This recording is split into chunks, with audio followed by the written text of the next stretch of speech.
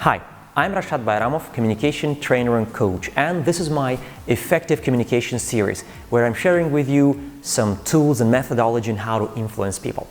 So today I want to talk to you about positive first impression.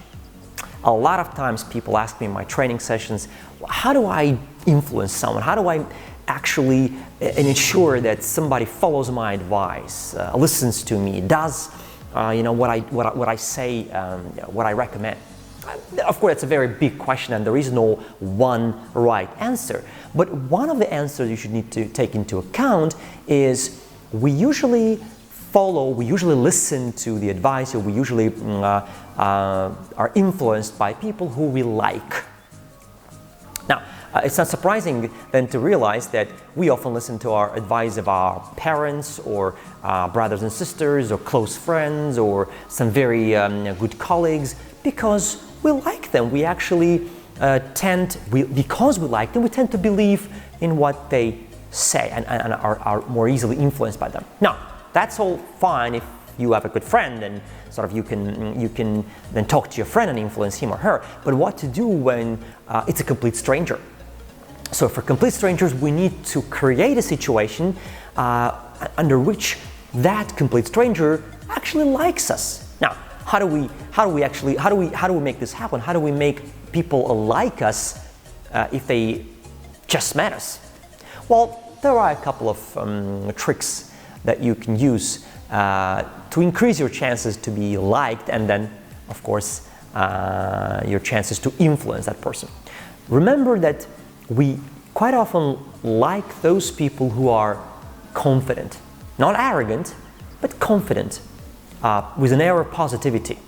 So you need to be that kind of person for your complete stranger you meet in a street or in a meeting or in a conference or whatever. So how can you do that? Number one, dress confidently.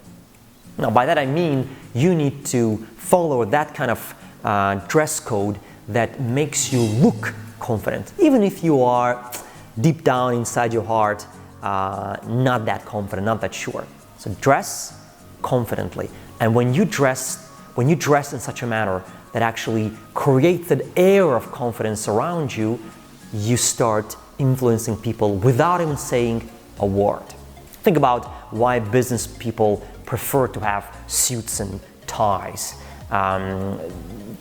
There's a good reason for it beyond just looking sort of suitable. It actually also looking confident. That's what business people want to attain when they are all dressed up in suits and ties. At least, of course, for the male population of this world. Dress confidently. Number two, move confidently. Now, quite often, the first reaction, I'm literally talking about the first seconds, 7 or 10 seconds from the moment somebody just saw you to the moment they create certain impression. That's how much it takes, about 10 seconds from the first glance to the point when the stranger has already some kind of impression of you in his or her brain. So you should really use those 10 seconds correctly. So if you dress confidently, it's good. You need to move confidently. And by that I mean sort of your movements should just tell about you that you know what you're doing, you know who you are, you know why you're here. If it's customary in your culture to shake hands, by all means make it confidently as well. Shake hands firmly to show that you are a confident person. So moving confidently, shaking hands confidently, dressing up confidently. The next advice is listen. Do not rush into talking. Listen to the other side. Get to know the other person more. Ask questions to find out more. And you will see gradually within seconds to minutes that the person who you are listening to is drawn to you because you're paying attention, because you're making that person feel that he or she is important. So listening is a big time mode for you to influence someone.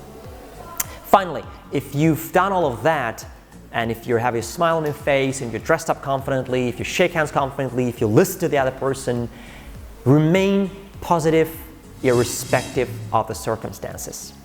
I'm not talking about just smiling all the time. I'm talking about having that expression on your face, that movement about your body, which shows that you are in control.